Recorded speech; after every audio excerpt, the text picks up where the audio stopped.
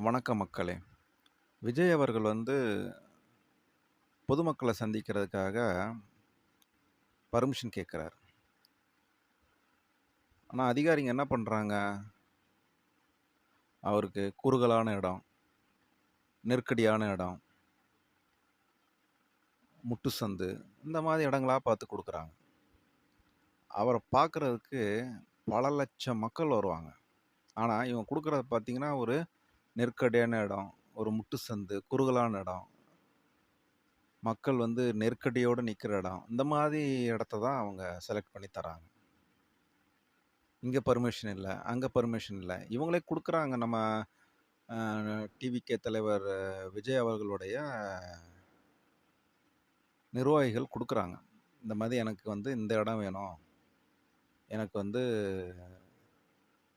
ஒரு மைதானம் வேணும். இல்லாட்டி ஒரு ரவுண்டானா வேணும்.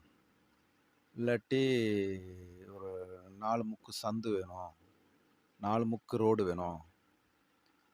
4 பக்கமும் சந்தோ, ரோடோ இருக்கிற மாரி ஒரு அகலமான ஒரு விசாலமான இடம் வேணும்.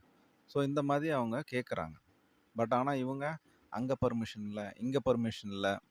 அங்க பேசக்கூடாது, இங்க பேசக்கூடாது, அத பேசக்கூடாது, இத பேசக்கூடாது. ஏன் இவ்வளோ நேரம் தான் பேசணும்? இத்தன நிமிஷம் தான் பேசணும். உங்க கைய அசைக்கக்கூடாது. நீங்க வெளிய வரக்கூடாது. நீங்க உங்க வாகனத்திலேயே உட்காந்துக்கணும். நீங்க மக்கள பார்க்கக்கூடாது. அ என்னலாம் ரூல்ஸு, என்னலாம் கண்டிஷன்ஸு. இவ்வளோ ரூல்ஸு, கண்டிஷன்ஸு. சப்போஸு பிரதமர் ஐயா வராரு. அதே ஸ்பாட்டுக்கு ஒரு பொதுக்கூட்டத்துக்கு பிரதமர் ஐயா வராரு. இல்லாட்டி நம்ம முதல்வர் ஐயா வராரு. இப்போ அவங்க வந்தாலும் இதே தான் கண்டிஷன்ஸு, ரூல்ஸ் எல்லாம் போடுவீங்களா?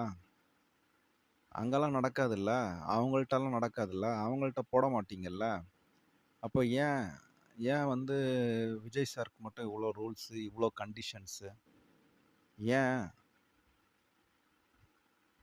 இப்போ பிரதமர் ஐயாவுக்கும், முதல்வர் ஐயாவுக்கும் நீங்க அந்த கண்டிஷன்ஸோ, அந்த ரூல்ஸோ நீங்க போட்டீங்கன்னா, அவங்கலாம் சும்மா இருப்பாங்களா? அப்படி போட்டீங்கன்னா? விடுவாங்களா? அந்த மாதிரி சொன்னா? இல்ல கேட்க தான் முடியுமா அந்த மாரி நீங்க? இல்ல நீங்க சொல்ல தான் முடியுமா? ஸோ முடியாதுல்ல.